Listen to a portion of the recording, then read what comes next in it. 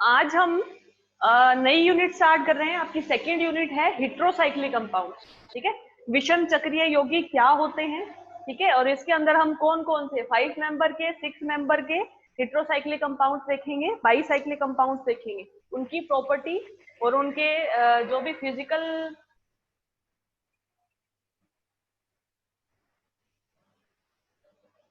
उनकी जो भी फिजिकल और केमिकल प्रॉपर्टी है वो सारी अपने स्टडी करेंगे। ठीक है, तो सबसे पहले तो आपको ये पता होना चाहिए कि हेट्रोसाइक्लिक कंपाउंड होते क्या है, विषम चक्रीय यौगिक होते क्या है।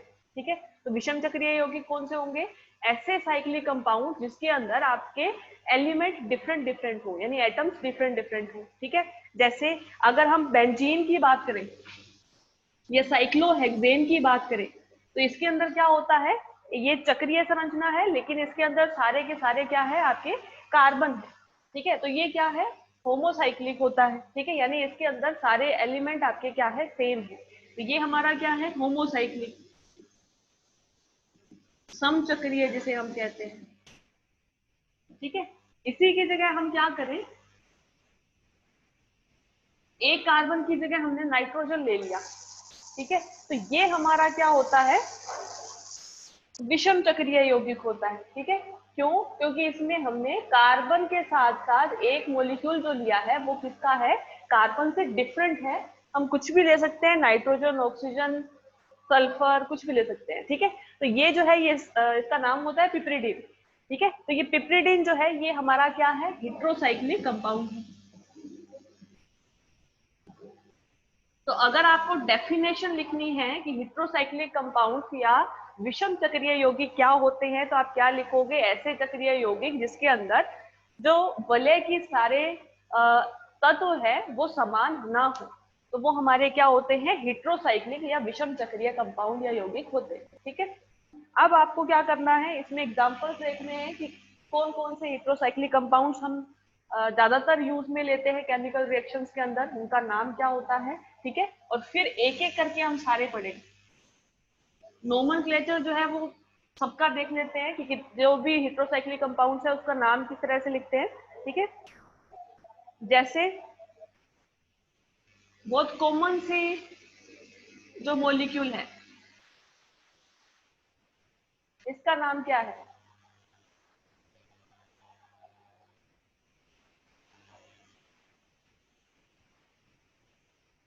पाइरोल। ठीक है, ये क्या है, पाइरोल। ये पाइरोल जो है ये सारे इसके क्या है, कॉमन नेम। ठीक है, और अगर हमें इसमें नाम लिखना है आईयूपीएसी तो हम क्या करते हैं, इस नाइट्रोजन को किससे लिखते हैं, एजा से लिखते हैं, एजा। नाइट्रोजन को किससे लिखा जाता है, एजा, एजेड से। ठीक है, अगर यहाँ पे ऑक्सीजन है मान लो, ठीक है, तो ये कौन सा होता है, इसका कॉमन नेम होता है फ्यूरेन।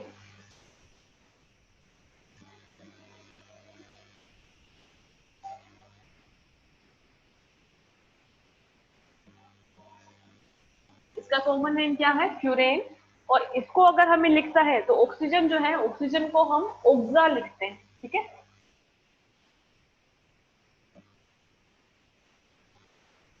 इस तरह से। ठीक है, अगर सल्फर यूज होता है इसका नेम क्या होता है, थायोफील।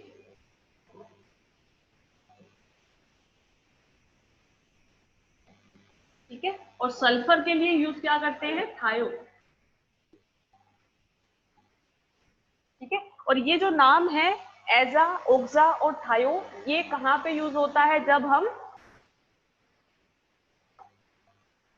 इसको प्रीफिक्स के रूप में लिखते हैं, अनुलग्न के रूप में लिखते हैं। ठीक है, अगर किसी मॉलिक्यूल में अनुलग्न लिखना है, यानी आपके आईयूपीएसी के नाम के आगे अगर कोई वर्ड लिखना है तो वो हमारा प्रीफिक्स होता है, अनुलग्न होता है। उसमें हम नाइट्रोजन को एजा, ऑक्सीजन को ऑक्सा और सल्फर को थायोल से या थायो से लिखते हैं। ठीक, अब आपको क्या करना है, सिंपल कुछ मॉलिक्यूल याद रखने हैं। एक तो यही है पाइरोल, फ्यूरेन और थायोफिन। ठीक है, ये मेन है।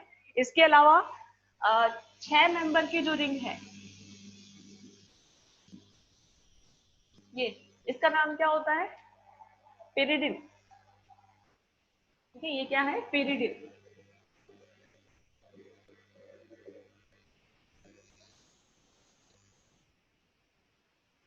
ठीक है। अगर हमारे पास बाईसाइक्लिक कंपाउंड है कोई,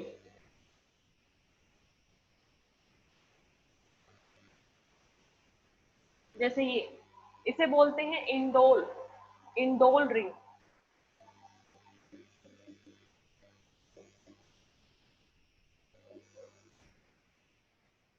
ठीक है, ये चीज होती है। तो आपको बस ये दो चार मोलिक्यूल याद रखने हैं। इसके अलावा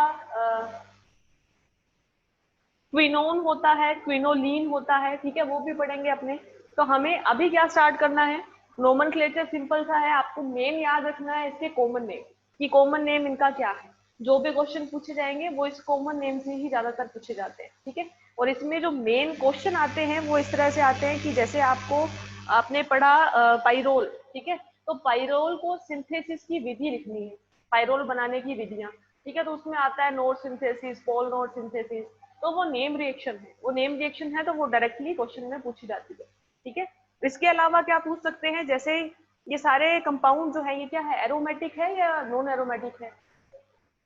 एरोमेटिक है, ठीक है। क्यों है? क्योंकि इनमें रेजोनेंस मिल रहा है, ठीक है, अनुनाद मिल रहा है, ठीक है। तो ये क्या होते हैं, एरोमेटिक होते हैं। तो इसके साथ एक क्वेश्चन ये भी पूछा जा सकता है कि ये बेंजीन के कंपैरिजन में कितने एक्टिव होते हैं, यानी बेंजीन से ये ज्यादा एक्टिव होते हैं या कम एक्टिव होते हैं, ठीक है। यानी ये अभिक्रियाशीलता जो है इन मॉलिक्यूल्स की बेंजीन के कंपैरिजन में ज्यादा होती है या कम होती है? तो हमेशा क्या होती है, ज्यादा होती है, ठीक है।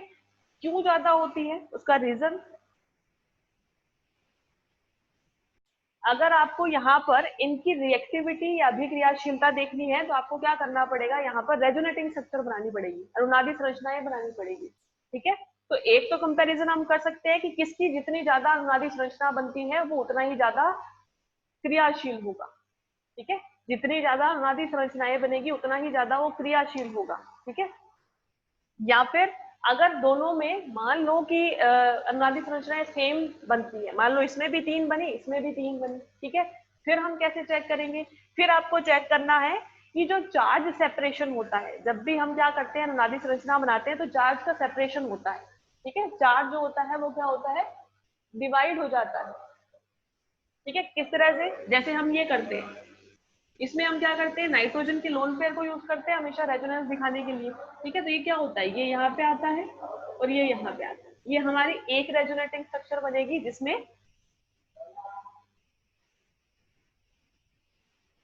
हमने क्या बना दिया, यहाँ पे डबल बॉन्ड, और यहाँ पे क्या आ गया, नेगेटिव चार्ज, इस पे क्या आ गया, पॉजिटिव चार्ज, ठीक है। यानी यहाँ पे चार्ज का हमने क्या कर दिया, सेपरेशन कर दिया, ठीक। इसी तरह हम बेंजीन में भी कर सकते हैं, कैसे, हमने इसके लोन पेयर यूज कर लिए, ठीक है, और ये हमारी एक अनुनादी संरचना बन गई। इस तरह से ये नेगेटिव चार्ज आ गया, इस ऑक्सीजन पे ये पॉजिटिव चार्ज आ गया, और ये इस तरह से, ठीक है। दोनों में क्या हुआ, चार्ज सेपरेशन हुआ। अब यहाँ पे ये क्या चेक करना है कि ये जो चार्ज है ये कौन से एलिमेंट पर स्टेबल है, यानी किस अनुनादी संरचना में ये जो चार्ज है ये स्थायी है, किस अनुनादी संरचना में ये स्थायी नहीं है, वो आपको कंपेयर करना होता है, ठीक है। तो यहाँ पे देखो ऑक्सीजन के ऊपर पॉजिटिव चार्ज आ रहा है, ठीक है, और कार्बन पर नेगेटिव चार्ज। तो कार्बन पर नेगेटिव चार्ज कभी भी स्टेबल नहीं होता क्योंकि वो कम इलेक्ट्रोनेगेटिव होता है, ज्यादा इलेक्ट्रोनेगेटिव मॉलिक्यूल के ऊपर हमेशा नेगेटिव चार्ज स्टेबल होता है। लेकिन सेम चीज यहाँ पे हो रही है, यहाँ भी क्या है, नाइट्रोजन के ऊपर पॉजिटिव आ रहा है लेकिन कार्बन के ऊपर नेगेटिव आ रहा है। अब क्या चेक करोगे, अब ये चेक करना है कि आप ये जो पॉजिटिव चार्ज देख रहे हो ये किस पे ज्यादा स्टेबल है, नाइट्रोजन पे या ऑक्सीजन पे? पॉजिटिव चार्ज जो है वो किस पे स्टेबल होगा, जहां पर आपकी ईएन की वैल्यू कम हो, है ना। तो इन दोनों में से ईएन की वैल्यू किसकी कम होती है, नाइट्रोजन और ऑक्सीजन में से विद्युत ऋणात्मकता किसकी कम होती है, नाइट्रोजन की, ठीक है। तो नाइट्रोजन की कम है तो इस पे पॉजिटिव चार्ज ज्यादा स्टेबल है, मतलब ये जो रेजोनेटिंग स्ट्रक्चर है ये ज्यादा स्टेबल होती है देन कंपेयर टू दिस, ठीक है। तो ये अगर ज्यादा स्टेबल है तो इसकी क्रियाशीलता भी क्या होगी, ज्यादा होगी। तो हर मॉलिक्यूल के लिए आपको ये ड्रॉ करके देखना पड़ेगा। अगर आपको कोई अननोन कंपाउंड दिया जाता है तो अननोन कंपाउंड से आप पता लगा सकते हैं। तो सबसे पहले आपको क्या देखना है कि वहां पर अनुनादी संरचनाएं कितनी बनती है, जिसमें जितनी ज्यादा अनुनादी संरचना बनेगी उतना ही ज्यादा वो रिएक्टिव होगा, क्रियाशील होगा, ठीक है, ना कि स्टेबल, मतलब उतना कम उत्पाद नहीं बनाएगा, उतना ही ज्यादा उत्पाद बनाएगा। ठीक है। दूसरा क्या चेक करना है कि अगर अनुनादी संरचनाओं की संख्या सेम है, अगर अनुनादी संरचनाओं की संख्या सेम है तो उसमें क्या होता है कि हमें चेक करना है चार्ज का सेपरेशन किस तरह से होता है। किस मॉलिक्यूल पे चार्ज ज्यादा स्टेबल है वो उतना ही ज्यादा क्या होगा, रिएक्टिव होगा। ठीक है। तो जितने भी ये हीट्रो एरोमेटिक कंपाउंड है 5 मेंबर वाले, ये ज्यादा रिएक्टिव होते हैं बेंजीन के कंपैरिजन। ठीक है। बेंजीन से ज्यादा रिएक्टिव होते हैं 5 मेंबर वाले हीट्रोसाइक्लिक यौगिक, चाहे वो पाइरोल हो, फ्यूरेन हो, थायोफीन। ठीक है। और इनकी जो रिएक्टिविटी का ऑर्डर होता है वो भी क्या होता है, सबसे ज्यादा जो रिएक्टिव है पाइरोल होता है। ठीक है। अगर हम बात करें पाइरोल, फ्यूरेन और थायोफीन की, तो उसमें सबसे ज्यादा रिएक्टिव पाइरोल होता है। वो क्यों होगा, सोच के देखो।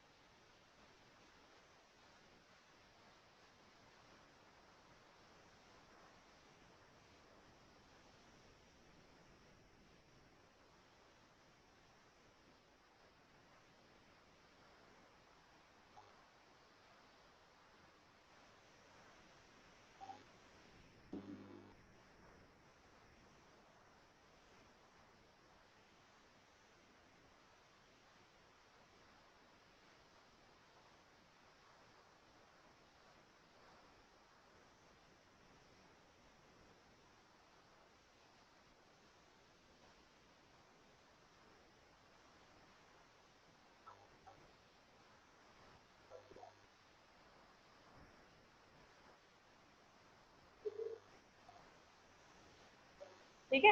ये रेजोनेटिंग स्ट्रक्चर है, बनी।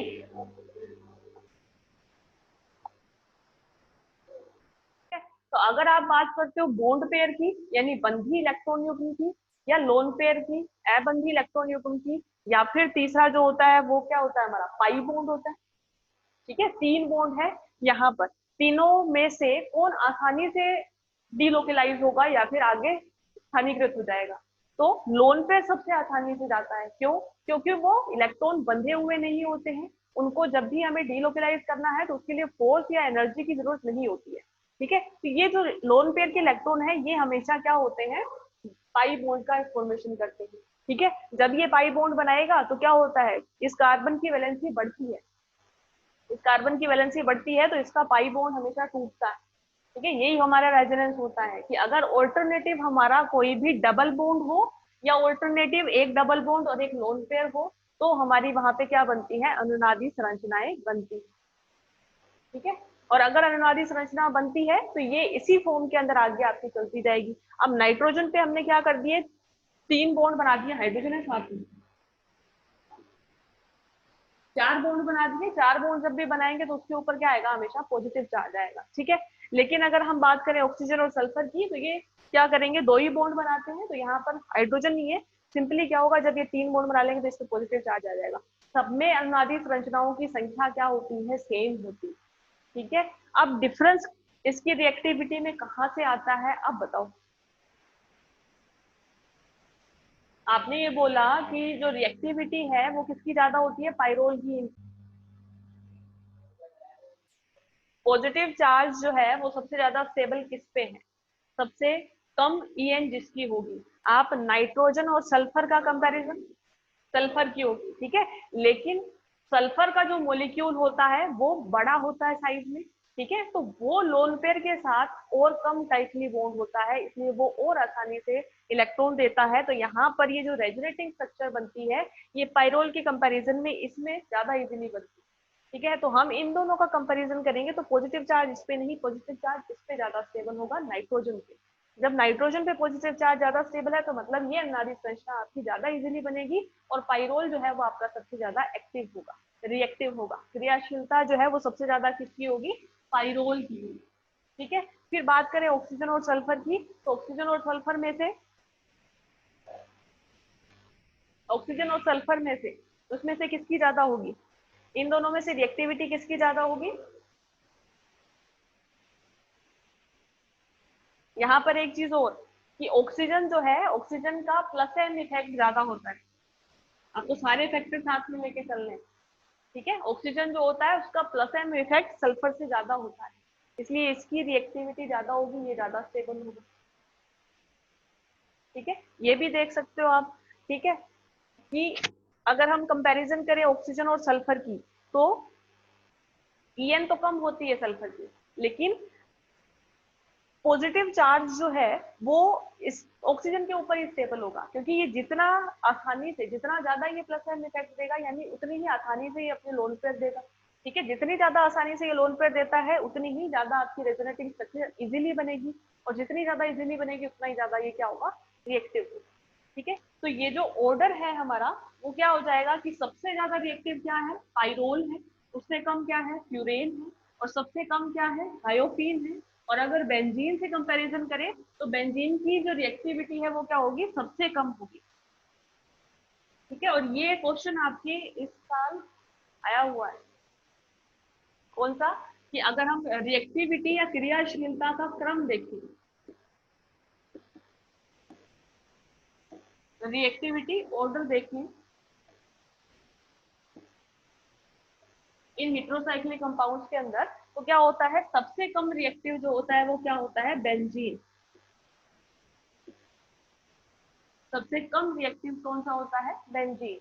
उससे ज्यादा कौन सा होता है, थायोफीन, सल्फर वाला, ठीक है। उससे ज्यादा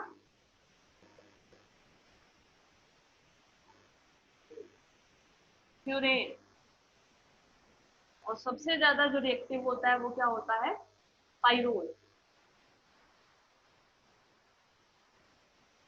ठीक है। ये रिएक्टिविटी ऑर्डर होता है, ये रिएक्टिविटी ऑर्डर आपका सिंपल 1 मार्क्स के क्वेश्चन में आ सकता है, ठीक है। इसके बाद में आपको क्या देखना है इसके अंदर, कि अगर हम जैसे कोई भी पाइरोल लेते हैं, ठीक है, तो पाइरोल में अगर हम कोई भी केमिकल रिएक्शन करवाते हैं, कोई भी रासायनिक अभिक्रिया करवाते हैं, तो ये इसके कौन सी पोजीशन पे होती है, इसके लिए पोजीशन क्या होती है, एक तो ये पोजीशन होती है अल्फा अल्फा डैश, और एक बीटा बीटा डैश, ठीक है। 2 पोजीशन होती है, दोनों के ऊपर किस पे ज्यादा रिएक्टिव होगा, ये किस पे ज्यादा अच्छे से अभिक्रिया होगी, किस पे कम होगी, ठीक है। ये चीज आपको देखनी है। तो इसके लिए भी आपको क्या करना पड़ेगा, पहले रेजोनेटिंग स्ट्रक्चर बनानी पड़ेगी इसकी, ठीक है, अनुनादी संरचना बनानी पड़ेगी। तो जब हम अनुनादी संरचना बनाते हैं, या फिर हम क्या करें, जैसे ये साइक्लिक कंपाउंड है, ठीक है, इनमें क्या होता है, कौन सी अभिक्रिया ज्यादा होती है, इलेक्ट्रोफिलिक अभिक्रिया, इलेक्ट्रॉन स्नेही अभिक्रिया, ठीक है। तो अगर इलेक्ट्रॉन स्नेही अभिक्रिया यहाँ पे ज्यादा होती है तो हम क्या कर दें, एक इलेक्ट्रोफाइल से ही इसके ऊपर अटैच करवा दें। तो अगर एक इलेक्ट्रोफाइल इसके ऊपर आके जुड़ेगा तो वो 2 पोजीशन पे जुड़ सकता है, या तो यहाँ या तो यहाँ, ठीक है। इन दोनों के ऊपर जोड़ के देख लेते हैं। इनको जोड़ने के बाद में जो आपकी स्ट्रक्चर बनेगी वो कौन सी ज्यादा स्टेबल है, जो ज्यादा स्टेबल होगी वो उतना ही ज्यादा बनेगा। ठीक है, तो अगर हम इसको क्या करें, सेकंड पोजीशन पे जोड़े इलेक्ट्रोफाइल को, तो क्या होगा कि यहाँ पे हमने एक इलेक्ट्रोफाइल जोड़ा, और ये इलेक्ट्रोफाइल अच्छा कब जोड़ेंगे हम, जब हमने क्या किया हो यहाँ पे, तो यहाँ पे नेगेटिव चार्ज नहीं लेके आएंगे, नेगेटिव चार्ज उधर पहुंच जाएंगे, सिंपली जोड़ देते हैं। अपने क्या करते हैं यहाँ पे एक जोड़ा इलेक्ट्रोफाइल, ठीक है, अगर एक इलेक्ट्रोफाइल जोड़ा है तो इस कार्बन के ऊपर क्या है, इसकी वैलेंसी बढ़ जाएगी ना, क्योंकि 3 बंद ऑलरेडी है, एक और हमने कर दिया। ठीक है, तो हमने क्या किया, इस पाई बॉन्ड को तोड़ा इस तरह से कि इस कार्बन पे क्या है नेगेटिव चार्ज, इस नेगेटिव चार्ज पे हमने इलेक्ट्रोफाइल जोड़ दिया जो कि क्या होता है पॉजिटिवली चार्ज होता है, तो इस कार्बन पे क्या आ जाएगा पॉजिटिव, और ये आपका नाइट्रोजन। ठीक है, और ये बॉन्ड एज इट इज रह जाएगा। ठीक है, अब यहाँ पर इस कार्बन के ऊपर तीन तो बॉन्ड है, इसके साथ में एक हाइड्रोजन भी है, यहाँ पर कार्बन है, कार्बन में की वैलेंसी 4 होती है। ठीक है, अगर हमने 3 बॉन्ड दिखा रखे हैं तो चौथा यहाँ पे क्या होगा, हाइड्रोजन होगा। ठीक है, तो यहाँ पर क्या है, हाइड्रोजन भी है। ठीक है, एक तो स्ट्रक्चर ये बनेगी जिसमें हमने क्या किया, सेकेंड पोजीशन के ऊपर इसे जोड़ दिया इलेक्ट्रोफाइल को। दूसरा हम क्या कर सकते हैं, इस थर्ड पोजीशन पे, थर्ड पोजीशन क्यों बोल रहे हैं कि हम जब भी IUPAC नोमेनक्लेचर करते हैं तो सबसे पहले पहला जो नाम कहाँ पे आता है वो मेन ग्रुप पे आता है, 1 नंबर मेन ग्रुप पे। मेन ग्रुप यहाँ पे क्या है, ये नाइट्रोजन है, तो 1 नंबर क्या हो गया ये, फिर 2, फिर 3, फिर 4, फिर 5, इस तरह। ठीक है, लेकिन अल्फा और बीटा कॉमन नेम या डेराइव नेम पद्धति के अंदर अल्फा और बीटा लिखा जाता है कि नाइट्रोजन जो मेन ग्रुप है उसके पास वाला कार्बन अल्फा, उसके पास वाला बीटा। ठीक है, तो यहाँ पे 2 पॉसिबिलिटी होगी, एक तो ये कि हमने फर्स्ट पोजीशन के ऊपर या अल्फा पोजीशन के ऊपर इलेक्ट्रोफाइल जोड़ दिया, सेकंड क्या होगी, हम क्या करें बीटा पोजीशन पे जोड़े। बीटा पोजीशन पर कब जोड़ेंगे, जब हम क्या करेंगे, इस इलेक्ट्रॉन को इस तरह से लेके जाएंगे।